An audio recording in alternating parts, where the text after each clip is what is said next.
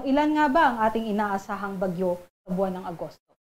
So, base po sa ating historical data, aabot po hanggang 2 hanggang 3 bagyo ang pwede po nating asahan sa buwan po ng Agosto. At kung may mabuumang bagyo, ay papangalanan po natin itong Fabian, Goryeo, at Juanin.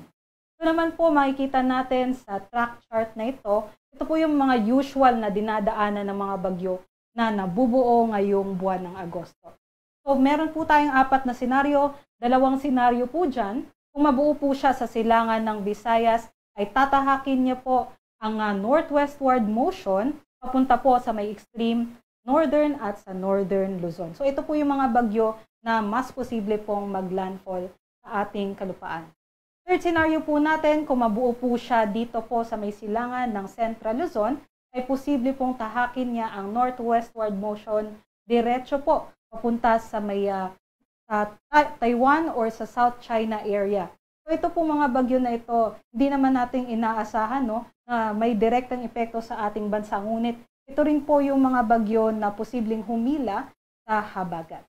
Lastly po, yung last scenario natin na usual na nangyayari sa Agosto, ay kung mabuo po yung bagyo sa may silangan or hilagang silangan ng ating bansa, ay posible po niyang tahakin ang westward tapos pa northward motion papunta po sa may Japan or may Ryukyu Island area. So ito po yung aasahan natin or guide natin para matrack po natin kung saan nga ba papunta yung mga bagyo natin. Pupunta naman po tayo sa ating latest na satellite imagery ngayong hapon. So kung mapapansin po natin, meron po tayong mga makakapal na kaulapan diyan po sa may hilagang silangang bahagi ng extreme northern Luzon.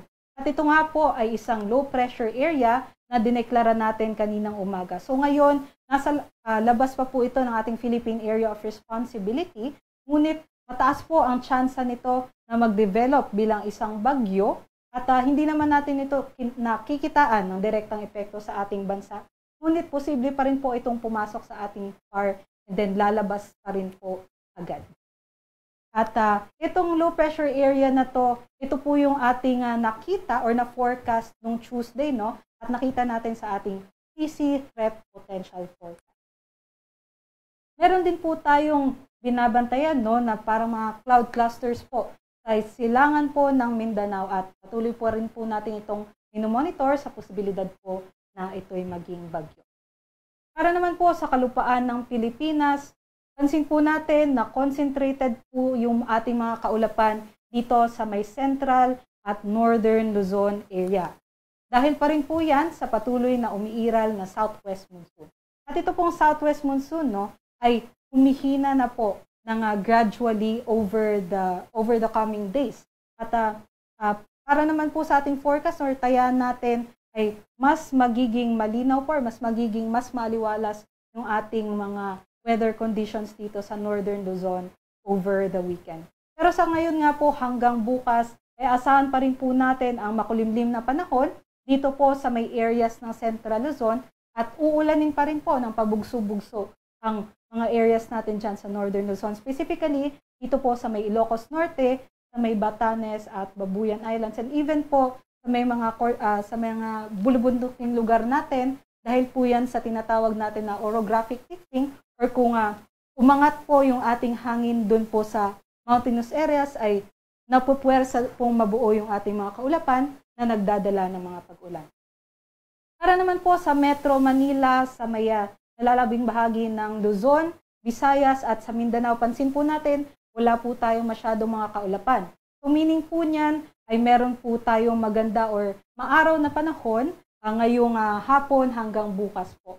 So dito po ay asahan po natin, yun nga po, improving weather conditions. So kung may plano po tayong gumala over the weekend, lalong-lalo na po dito sa may Bisayaan at Mindanao ay posible po natin itong ituloy at dahil po ay improving na nga po ang ating weather conditions dito. Pero hindi pa rin po natin inaalis yung tsansa ng pagbuo ng isolated or mga localized thunderstorms, lalong-lalo na sa hapon at sa gabi. Kaya magdala pa rin po tayo ng mga pananggalang sa ulan at sa matinding sikat ng araw. Ito naman po ang ating inaasahan na potential na maging bagyo sa susunod na linggo.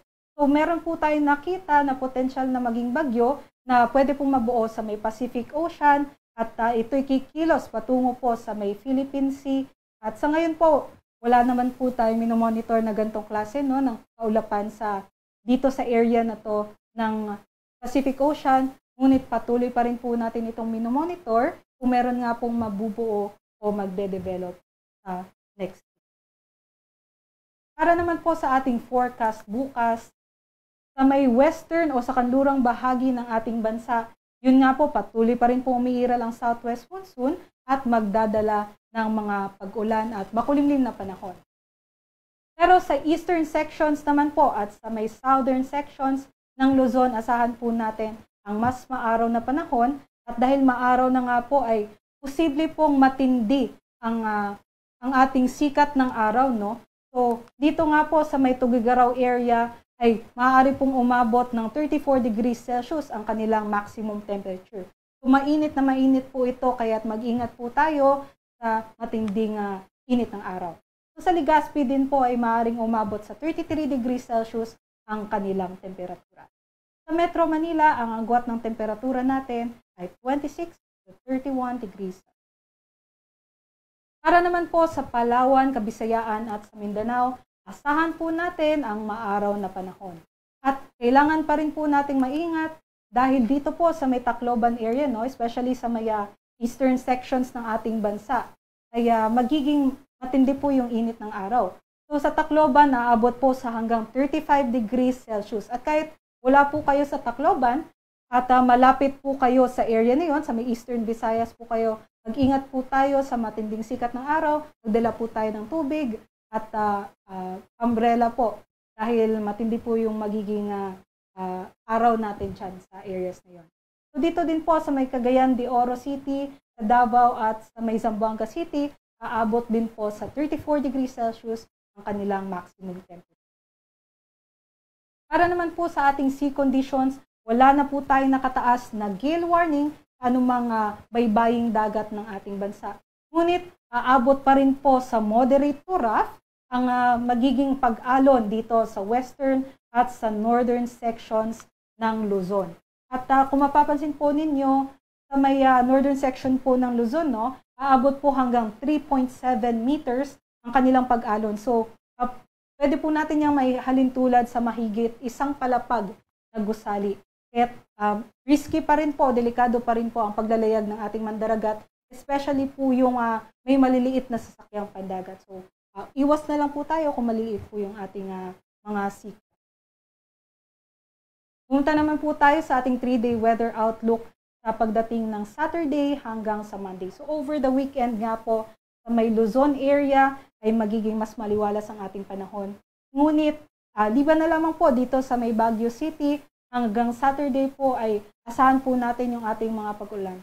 At dahil nga po ay mahaba na yung time na inuulan tayo dito sa may Cordillera Administrative Region, no? So mag-ingat po tayo sa posibilidad pa rin po ng mga flash floods at landslides. Pero pagdating naman po ng Sunday hanggang Monday, asahan naman po natin sa mga kababayan natin dyan na posible pong mag-improve na po yung ating weather conditions at sana po tayo po'y makarecover sa ating mga kababayan dyan. Para naman po sa ating agwat ng temperatura dito sa Metro Manila, agwat ng temperatura natin 25 to 33 degrees Celsius. Sa Baguio City naman 17 to 23 degrees Celsius at sa Legazpi naman ay 26 to 34 degrees Celsius. Dito naman po sa Kabisayaan, buong Saturday hanggang Monday ay magiging mainit. So sa Metro Cebu, agwat ng temperatura natin 27 to 33 degrees Celsius.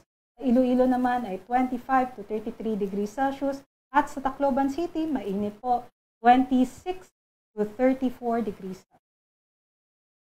Lastly po dito sa may Mindanao, sa Metro Davao, Cagayan de Oro City at sa Zamboanga City at malaking bahagi po ng Mindanao, no, magiging mainit po tayo over the weekend hanggang sa Monday. So Metro Davao, ang agwat ng temperatura natin ay 25 to 34 degrees Celsius.